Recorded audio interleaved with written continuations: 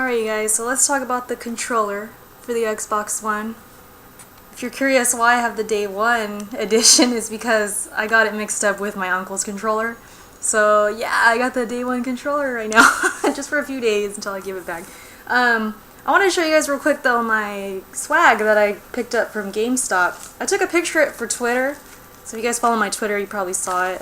Not that, that's the headset. Oh, I guess if you're curious, this is a better look at the headset.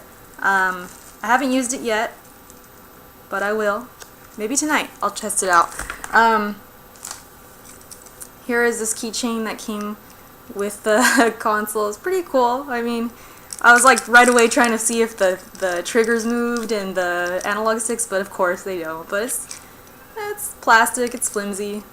It's alright. And then I also got a lanyard, which is pretty nice. Very green lanyard.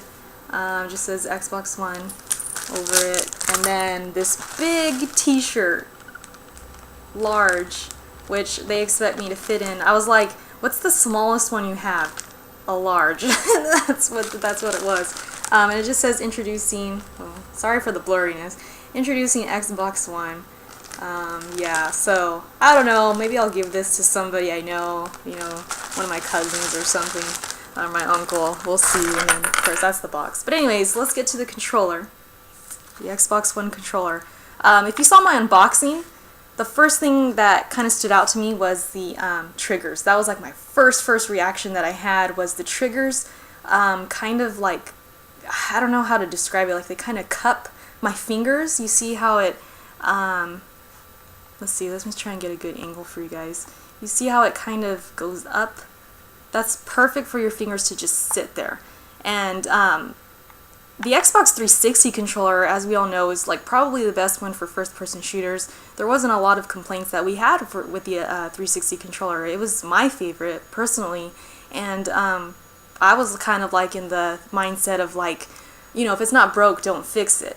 So when I knew they were doing this to the triggers and implementing, you know, the rumble feature through the triggers and having the rumble kind of, I guess, travel from different parts of the controller, which I have felt in Forza, and it's pretty cool. But I didn't see that as a necessity. However, I do see how it does kind of enhance the controller now that I've been using it, and it does feel good. The controllers feel really good, or the triggers, I mean, they feel really good.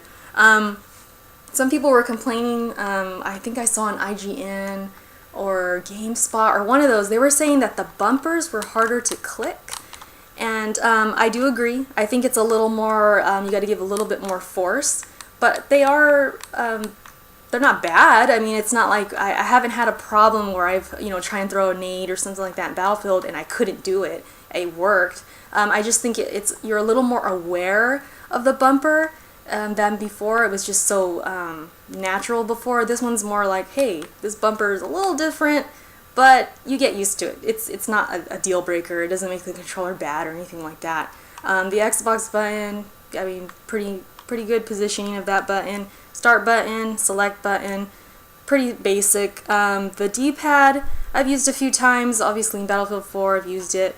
It's I don't know. I don't really see. I mean, I know it's improved. People say, hey, the D-pad is so much better.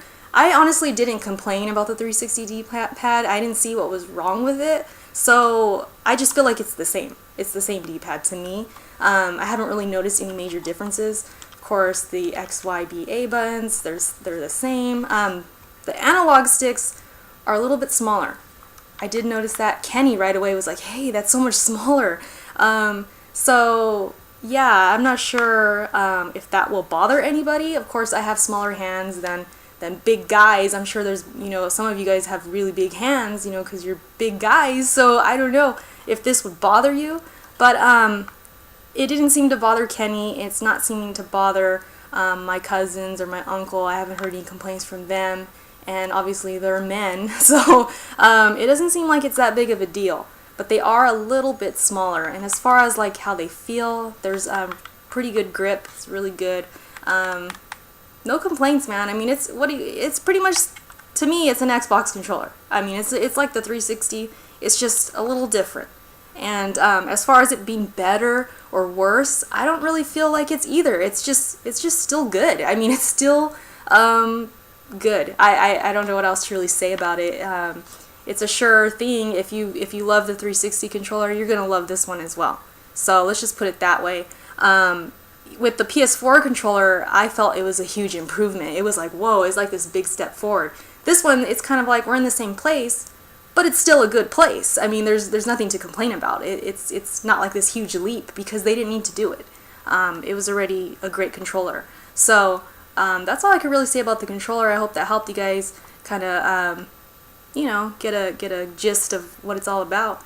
And let's talk about some games.